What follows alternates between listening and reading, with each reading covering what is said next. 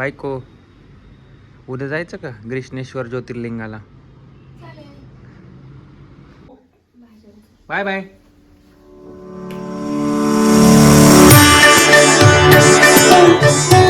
तर मित्रांनो, तर आपण निघालोय आज ग्रीष्णेश्वर ज्योतिर्लिंगाला. चला जाऊया.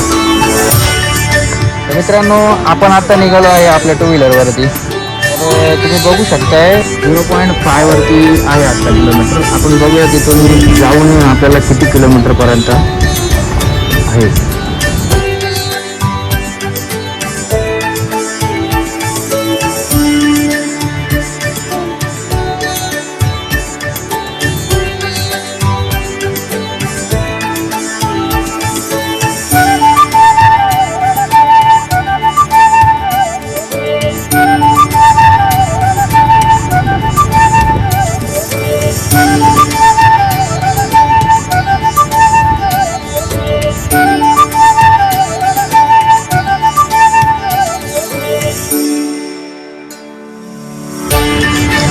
₹500 पेट्रोल टाकले. आता आपली गाडी फुलत दिसते.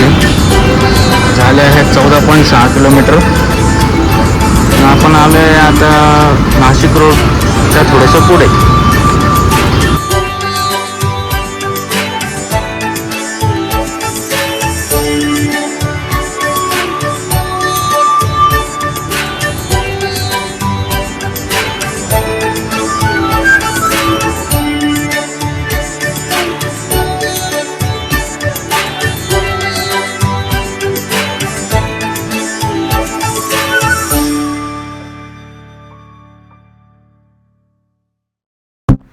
ग्रीष्णेश्वर ज्योतिर्लिंगाचा इतिहास खूप प्राचीन आणि श्रद्धायुक्त आहे. हे महाराष्ट्रातील छत्रपती संभाजीनगर जिल्ह्यातील वेरूळ गावात प्रसिद्ध वेरूळ लेण्यांच्या जवळ वसलेले आहे.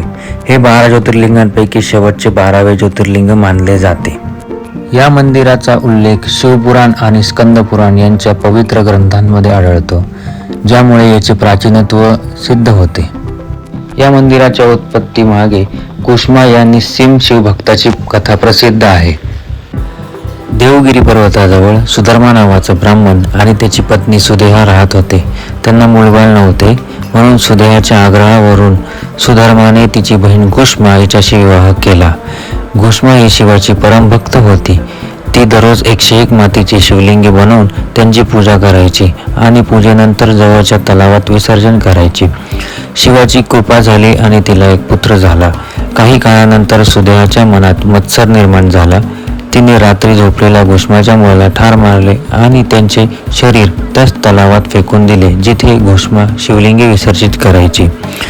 मुलाची मृत्यूची बातमी ऐकूनही घुष्मा विचलित झाली नाही. तिने देवाची नित्यनेम थांबवले नाहीत आणि ती शांतपणे शिवाची पूजा करीत राहिली. ची अशी धारणा होती की ज्याने तिला पुत्र दिला तोच त्याचे रक्षण करेल. पूजा झाल्यानंतर ती शिवलिंगे विसर्जित करण्यासाठी तलावावर गेली. तेव्हा तिला तिचा पुत्र जिवंत उभा दिसला. त्याच वेळी भगवान शिव तिथे प्रगट झाले. शिव सुदेवावर खूप क्रोधित झालेले होते आणि तिला शिक्षा देण्यासाठी तयार होते. पण घुष्मा हिला शिवाला हात जोडून आपल्या बहिणीला क्षमा करण्याची विनंती केली. तसेच लोककल्याणासाठी शिवाने ज्योतिर्लिंगाच्या रूपात त्याच ठिकाणी कायमचे वास्तव्य करावे अशी प्रार्थना केली. घुष्माच्या भक्तीमुळे प्रसन्न होऊन शिवाने तिची विनंती मान्य केली आणि तेथे ग्रीष्णेश्वर ज्योतिर्लिंगाच्या रूपात प्रगट झाले. मंदिराच्या नियमांनुसार पुरुषांना गाभाऱ्यात जाण्यासाठी कमरेच्या वरचे वस्त्र म्हणजे टी-शर्ट आणि शर्ट काढूनच प्रवेश करण्याची परवानगी आहे.